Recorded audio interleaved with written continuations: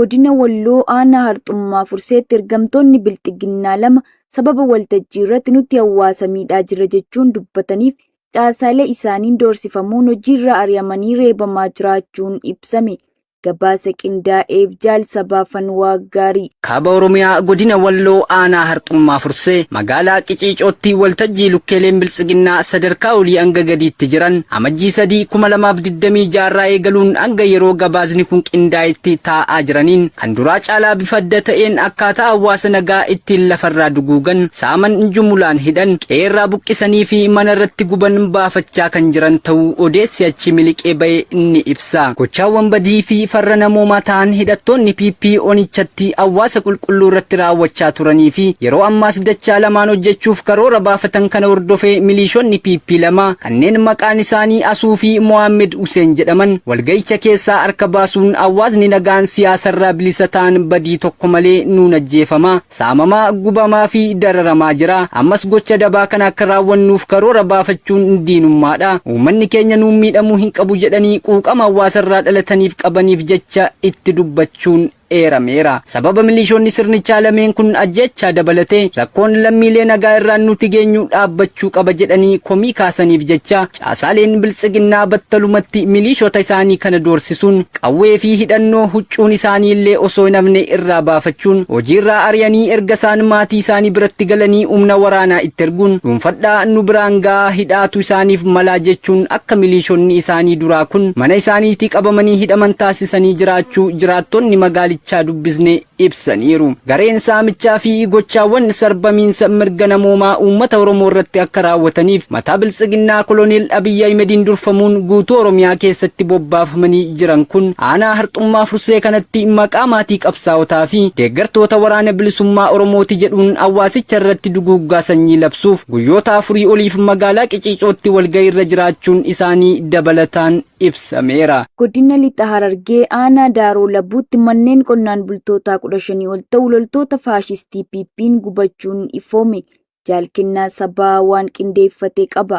Godina Lixa Harargee aanaa Daaroo Labuu araddaa amansiisoo ganda Alloo Maddaa keessatti waraanni faashistii biltsiginnaa torban kana bifa addaan maqaa hidhata waraana bilisummaa Oromoo qabdu jedhuun manneen hedduu jiraatota jalaa gubuu odeessi gamasii arraata biyyoolessa Oromiyaa qaqqabe ifoomseera. Maatiin manneen isaanii gubates kanneen maqaan nu qaqqabe obbo Ahimad Nuuree, obbo Kuubaa Nuuree, Sheek Ahimad Nuuree Haaji, obbo Nasraddin Ahmad Adam, obbo Siraajoo Adam, obbo Gammachiisaa Siraajoo, obbo Xahaa Adamoo, obbo Muhammad Baalee, obbo Hiraar Xahaa, obbo Kadoo Hussein, obbo Ahmad Abdullee, obbo Qaasim Aliyyi, obbo Muhammad Laayilii fi obbo Tuujii Zeyinii kanneen jedhaman jalaa gaafa amajjii 3 fi 4 2026 qabeenya keessa jiru guutuu waliin akka guban jiraattonni ifoomsaniiru.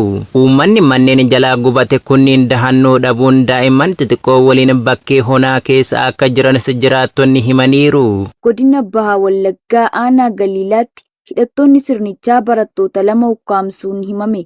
Jaalwabii biyyaa dabalata qaba. Godina Bahaa Wallaggaa aanaa Galiilaatti barattoota shamarranii 2 gaafa amajjii 3 2026 kanneen maqaan isaanii Burtukaan Joonsee fi Iftuu Gaddafaa jedhaman lukeeleen sirna gabroonfataa PP qabanii hidhanii jiraachuu jiraataan magaalichaa dubbisnee ONM'tti himan. Akka jiraataan kun jedhutti ijoolleen kun lamaanuu tuttuqaa siyaasaa kamirraayuu bilisa yoo ta'an ganda Malkaalamee irraa ka'uun barnootaaf gara aanichaatti osoo deemaa jiranii kan qabaman ta'uu kan himan hoggaa ta'u yeroo ammaas haalli isaanii maalirra akka jiru beekamin jiraachuus dubbatu. Kana malees akka onichaatti yakki gudeeddii shamarran danuu irratti gara jabeeyyii loltoota biltsiginnaan raawwatamaa akka jirus kan himan maatiin ilmaan isaanii gabaa baafachuun nagaan galuun hafees rakkoo ulfaataa keessa akka jiranis dubbatu. Dabalataanis gochaawwan safuu uummataa cabsuu osoo abbaan warraa mana jiru sodaachisuun haadha warraa jalaa gudeeduun koor qalbii namoota danuus miidhaa kan jiran loltoonni murna biltsiginnaa rakkoo uumamaa jiruufis qaamni isaan gaafatu akka hin jirres himu. Godina Lixa Wallaggaa aanaa Mana Sibuu keessatti kaadiroonni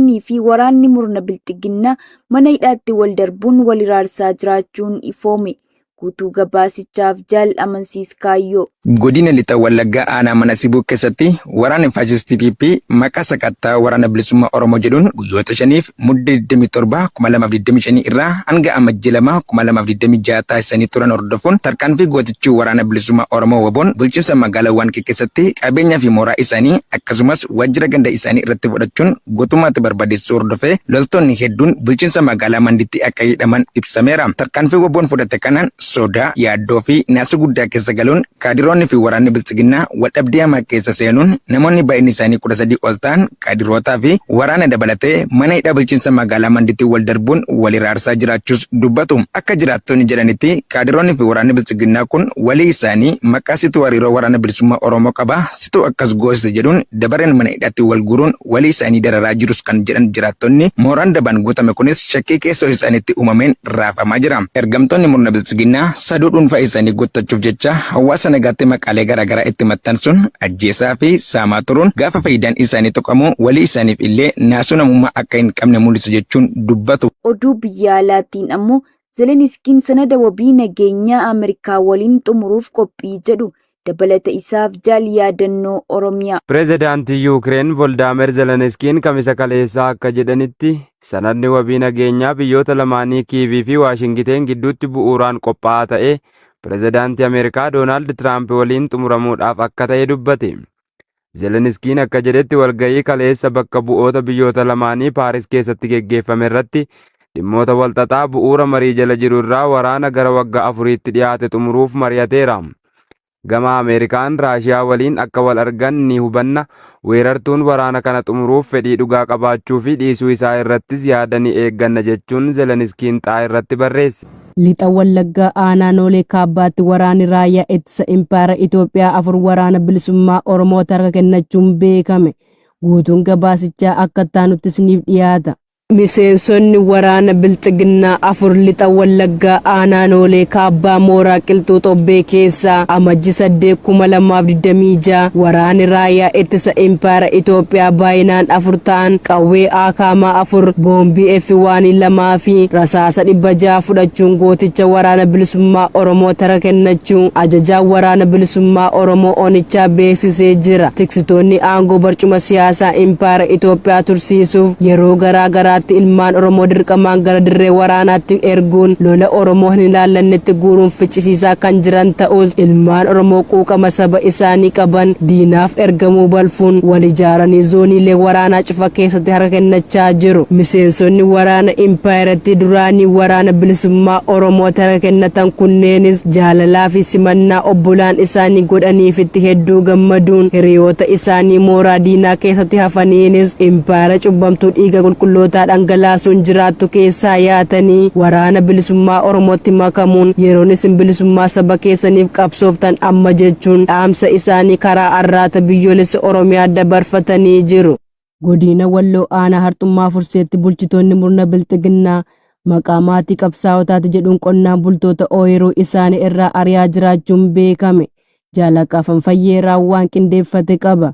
Kaaba Oromiyaa godina Walloo aanaa Harxummaa Furseetti bulchaan bilchiginnaa ganda Golboo Arbaa obbo Iyyaasin Adee jedhamuu fi ergamaan PP obbo Huseen Ahimad Muusee jedhamu waliin ta'uun jiraattota gandaa Madiinee kan ta'an qonnaan bultoota hedduu maqaa maatii qabsaa'otaati jedhuun ooyiruu isaanii akka hin qotanne jimaa isaanii akka bishaan hin obaafanne deemanii hin gurrannee fi hin ilaallanne dhorkuun namoota ooyiruu isaanii kana keessatti mul'atan ammoo hidhaa fi reebaa jiraachuun ifoomeera. Namoonni ergamtoota maafiyaa PP'n maatii qabsaa'otaati jedhamuun ooyiruu isaanii akka hin qotannee fi jimaa isaanii hin kunuunfanne dhorkamuun gidirfamaa jiran kunis maatii tokko kan ta'an ganda Madiineerraa kan maqaan isaanii Nugee muraasni jaarsa biyyaa obbo Umar Muhammad ilma isaa kan ta'e Muhammad Umar Yesuuf Zeenuu Ahimad Awwaluu Muhammad Zeyn Awwaluu Muhammad Kabirii fi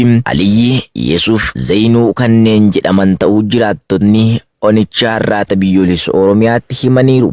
Qonnaan bultoonni maqaa ilmaan keessantuu bosona jiran gara jabeeyyii murna faashistii PP'n ooyiruu isaanii akka hin qotanneef dirqiin dhorkamaa jiran kun bara 2025 manaaf qabeenyaan isaanii guutuun hidhattoota sirnichaan naatoo tokko malee mi'a mana keessaa waliin gubatee kan barbadaa'e yoggaa ta'u, osoo maatiin kun mana irraa gubatellee ijaarratanii mukeen jalaa fi bakkee keessa jiraatanii maatii kanneen beelaan fixuuf jecha ooyiruu akka hin qotanne jimaa dhaabamee jiru hin gurgurannee fi hin kunuunfanne taasisuun maatii kanneen sodaachisaa jiraachuun addeeffameera.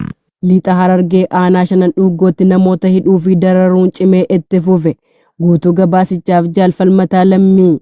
Godina Lixa Harargee aanaa Shanan Dhuugoo Araddaa Baadir keessatti weerartoonni PP kan uummata nagaa dararuun beekaman gaafa Amajjii 2026 nama maqaan isaa Turkii Hasan Daawwee jedhamu hidhata waboo qabda jechuun reebicha ulfaataa qaama laaleessurraan ga'uun yeroo ammaa du'aa fi jireenya gidduu jiraachaa jira jedhu jiraattonni naannichaa. Akka jiraattonni jedhanitti ganduma kanatti namoota 31 Araddaa Gaaddisa Odaa irraa namoota 50 qabanii hidhaatti guuruun nyaata maatii fi firoonni geessaniif dhorkatanii beelaan dararaa akka jiranitti dabaluun eeraniiru. Godinuma kana aanaa Gumbii Bordooddee Araddaa Sabbaaqaa keessattis lukkeeleen sirnichaa namoota 18 nutuffattan walgahii irraa haftan jechuun gaafa Amajjii 2026 qabanii hidhaatti naquun hanga ammaatti hidhaan raarsaa akka jiran jiraattonni raddichaa dubbisnee himaniiru. Akka jiraattonni jedhanitti namoota kanneen mara mana baay'ee dhiphaa ta'e keessatti hidhanii kan jiran yoo ta'u, maqaa hidhamtoota kanneenii keessaa ammaaf nu qaqqabe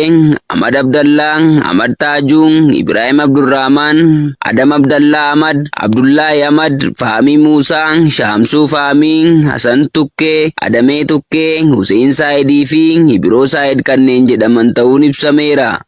Godina Baashaggar aanaa Boosat magaalaa Olancitii keessatti murni bilxiginnaa halkan uummata nagaa irratti meeshaa dhukaasaa jiraachuun himame.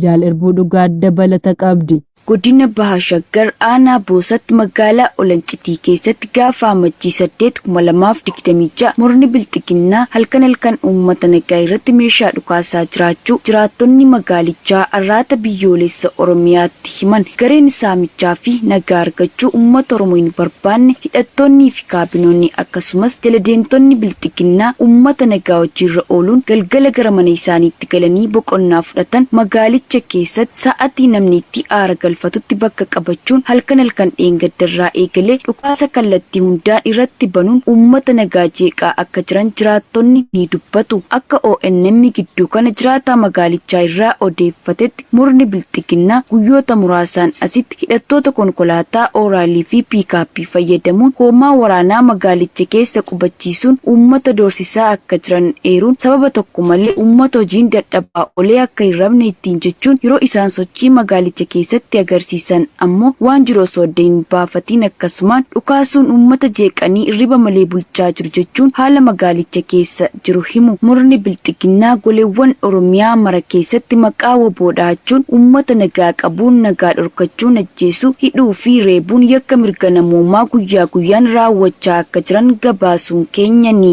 yaadatama. Mormitoonni mormiin dabalataa Iraan keessatti akka geggeeffamu gaafachaa yeroo jiranitti Iraan keessatti walitti bu'iinsi haaraan uumame. Dabalata isaaf Jaal Booree Addunyaa.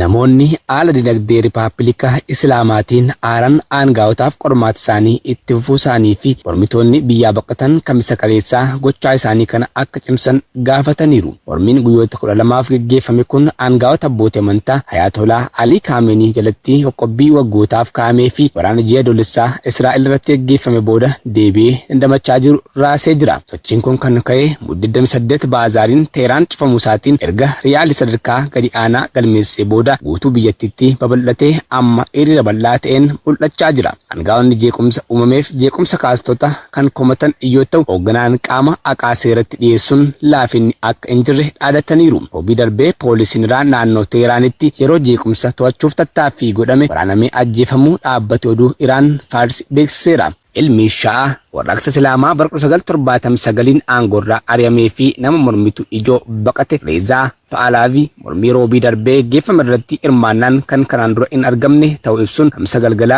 mormii aaraa guddaan akka geggeeffamu gaafataniiru. Erga miidiyaa hawaasaa irratti argeen mormii kana fashaleessuuf sirnichi baay'ee sodaate ammas intarneetii kutuuf yaalii gochaa jira jechuun gabaasa akka argate dubbatee jira. Hordoffiin Iraanaa kun viidiyoo mormitoonni bulchiinsa Faarsii kibba Kushinaraa keessa keessatti halkan tokko yeroo siidaa ajajaa hojii biyya alaa duraanii eegdota warraaqsaa Qasseem Soleimaanii kan amajjii 2020 aleellaa Ameerikaatiin ajjeefamee fi Rippaabilika Islaamaatiin goota biyyaalessaa jedhamee jajamu gadi harkisanii maxxanseera.